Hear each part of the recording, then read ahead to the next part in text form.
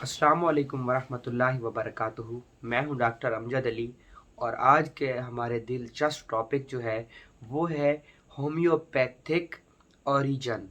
Homeopathic की असल बुनियाद, होम्योपैथिक की असल बेस क्या है, इसी पर आज हम बात करने वाले हैं कि होम्योपैथिक की असल ओरिजिन किस चीज़ में छुपी हुई है। वो कौन से ऐसे राज हैं जिनके अंदर होम्योपैथिक की बेस है, या वो कौन से ऐसे प्रोडक्ट और अशिया हैं या जिनको आप खाम माल कह लें कि जिनकी बुनियाद पर या जिनको यूज़ करके होम्योपैथिक की ये पूरा फ़लसफ़ा मारज़ वजूद में आता है। तो चलिए आज की हम अपनी वीडियो का बाकायदा आगाज़ करते हैं। तो होम्योपैथिक किसी तारुफ की मोहताज नहीं है। हम होम्योपैथिक के मुतालिक बहुत कुछ कहे और सुन चुके हैं। आज हम बात कर रहे हैं होम्योपैथिक की ओरिजिन, होम्योपैथिक की बुनियाद पर, होम्योपैथिक की बेस के ऊपर। दरअसल होम्योपैथिक कोई अलग तरीका इलाज नहीं है। ये भी ज़माना कदीम, ज़माना जहलियत या ज़माना इब्तदा के अंदर जैसे तिब्बे यूनान सन्यास का दौरा अरूज पर था, तो उन दिनों में हर्ब्स के ज़रिए इलाज किया जाता था। आज भी लोग हर्ब्स के साथ इलाज कर रहे हैं। आज भी बहुत सारी एलोपैथिक मेडिसन हर्ब के साथ बन रही हैं। आज भी होम्योपैथिक मेडिसन हर्ब्स के साथ भी बन रही हैं और बहुत सारी बीमारियों से भी बन रही हैं रॉ मटेरियल के तौर पे। लेकिन 85% मेडिसन्स जो हैं उनकी जो बेस है वो है हर्ब्स। अब जो हर्ब्स हैं वो होम्योपैथिक के अंदर कैसे यूज़ होती हैं, अब हमने यहाँ पे बयान करना है।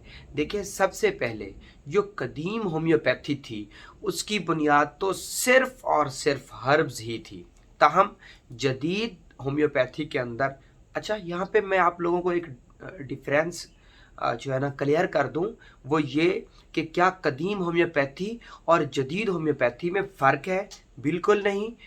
कदीम होम्योपैथी भी सिम्टम्स के ज़रिए, अलामात के ज़रिए, जिसम पूरे को एक इकाई समझकर बीमारी का तयन और ताक़ुब करके एक सिंगल रेमेडी के इंतखाब का नाम है। और जदीद होम्योपैथी के अंदर भी इसी नज़रिए के ऊपर ट्रीटमेंट किया जाता है। ताहम इसमें जो कमी बेशी या इजाफा हुआ है वो ये हुआ है कि कदीम होम्योपैथिक की जो ओरिजिन थी, कदीम होम्योपैथिक की जो बेस थी, जो बुनियाद थी, वो हर्ब्स ही थी। और जदीद होम्योपैथिक की जो बेस है उसमें कुछ नौसोर्स मेडिसन्स आई हैं, जैसा कि ट्यूबरकुलिनम हो गई, मेडरोनियम हो गई, टाइफेटिनियम हो गई। इस तरह की और भी काफ़ी सारी मेडिसन्स हैं जो कि नौसोर्स कहलाती हैं। नौसोर्स ऐसी मेडिसन्स होती हैं जो कि किसी हर्ब से नहीं बल्कि उसी बीमारी के जरासीमों से ही बनाई जाती हैं। इसी तरीके से जो होम्योपैथिक के अंदर जो होम्योपैथिक की ओरिजिनल ओरिजिन है, वो बुनियाद जो है वो आज भी हर्ब्स के ऊपर खड़ी है। अब हम डिस्कस करते हैं कि होम्योपैथिक की जो बेस है वो हर्ब्स तो है, लेकिन हर्ब्स कैसे यूज़ होंगी इन होम्योपैथिक के अंदर। देखें, सबसे पहले हम बात करते हैं एक मदर टेंचर की। वो मदर टेंचर हम ले लेते हैं मिसाल के तौर पे एजा डिरेक्टा इंडिका, या इसी तरीके से हम कैंडुला को ले लेते हैं, या इसी तरीके से हम एकोनाइट को ले लेते हैं, या हम एकोनाइट को छोड़ के हम आर्सेनिक एल्बम को ले लेते हैं। आर्सेनिक के अलावा और भी बहुत सारी मेडिसिन हैं जो हर्ब से तैयार होती हैं, जैसे एवनास्टाइवा हो गया, जैसे जिनसेंग हो गया, जैसे अश्वगंधा हो गया। तो हम अश्वगंधा को ही ले लेते हैं। अश्वगंधा, जिसको अश्वगंधा हिंदी में कहते हैं और असगंध उर्दू में कहते हैं, और कुछ ज़बानों में इसको असगंध नगोरी भी कहते हैं। असगंध नगोरी, जैसा कि आप सारे लोग इसको जानते हैं कि ये एक हर्ब्स है। ये पाकिस्तान में भी पाई जाती है और भारत में भी पाई जाती है, ईरान और बांग्लादेश में भी पाई जाती है। ये आमतौर पे इसका पौधा कम से कम 5 से 7 फुट तक लंबा हो सकता है। इसका पौधा झाड़ की तरह का होता है और सरसब्ज पत्ते लगते हैं और सुर्ख रंग की छोटी छोटी सी डोडियाँ उनके ऊपर बीज की शक्ल में लगती हैं। तो ये एक अश्वगंधा या अश्वगंधा या अश्वगंध नगोरी एक हर्ब्स है। अब हम इसको डिस्कस करते हैं ये कैसे होम्योपैथी की ओरिजिन बनती है, होम्योपैथिक मेडिसिन इससे कैसे बनती है। ये तो तय हो गया कि होम्योपैथिक की जो ओरिजिन है, होम्योपैथिक की जो बेस है वो हर्ब्स के ऊपर है। अब हम डिस्कस कर रहे हैं कि हर्ब्स कैसे कन्वर्ट होती हैं होम्योपैथी पोटेंसी के अंदर या होम्योपैथी मेडिसिन के अंदर।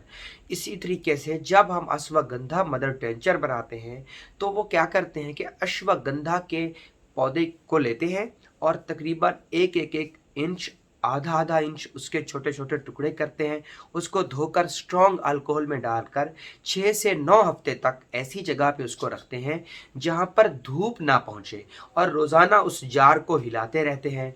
अल्कोहल आपको पता है कि डिकम्पोज कर देता है, उन चीज़ों को गला सड़ा के फ़ौरन से उनका सत निकाल लेता है, या उनके अंदर मौजूद कुव्वत मुदाफ़ियत इम्यूनिटी को अपने अंदर निचोड़ लेता है और उसके बाद जो अच्छा होम्योपैथ होता है उसको फिल्टर करके अश्वगंधा मदर टिंचर बना लेता है।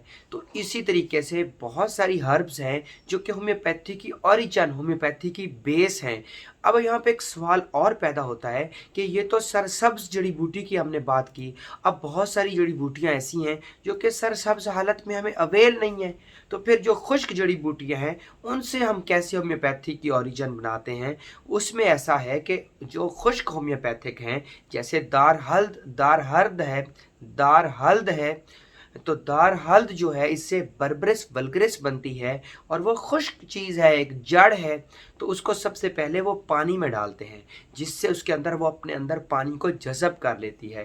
थोड़ा से पानी के अंदर भिगो के रखते हैं और एक दिन के बाद उसमें स्ट्रॉन्ग अल्कोहल डाल के 6 से 9 हफ्ते का पीरियड ऐसा जिसमें सूरज की रोशनी ना पहुँचे उसमें से उस साइकिल से गुजारने के बाद होम्योपैथी की origin mother tincture Berberis vulgaris बन जाती है, जिससे फिर आगे पोटेंटीज करके पोटेंसियाँ वजूद में आती हैं 1x 2x 3x even LM CM DM और यहाँ तक के बहुत आगे तक पोटेंसियाँ पोटेंटीज करके बनाई जाती हैं। तो आज की हमारी जो क्लास थी वो थी होम्योपैथी ओरिजिन के ऊपर, और होम्योपैथी ओरिजिन हमने पढ़ा कि वो हर्ब्स के ऊपर है 85%, और हर्ब्स ताज़ा भी होती हैं और खुश्क हालत में भी होती हैं।